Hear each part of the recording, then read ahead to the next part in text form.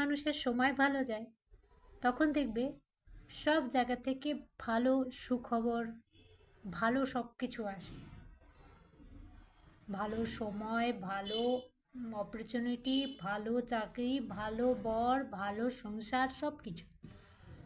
কিন্তু যখন মানুষের সময় খারাপ থাকে না, দেখবে চারিদিক থেকে খারাপটাই আসে, ভালোটা কিন্তু আসে না।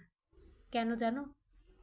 কারণ যখন মানুষের ভালো সময় থাকে তখন মানুষ মন থেকেই ভেবে নেয় যে এবার আমার ভালো সময়, সব ভালো হচ্ছে, তাহলে আগেও ভালো হবে। এই পজিটিভ খেয়ালটা মানুষকে আগেও ভালো করে। আর যাদের সাথে নেগেটিভ হয় না তারা জানে যে আমার সাথে খারাপটাই হবে, এই জন্য খারাপটাতেই খারাপই হয়।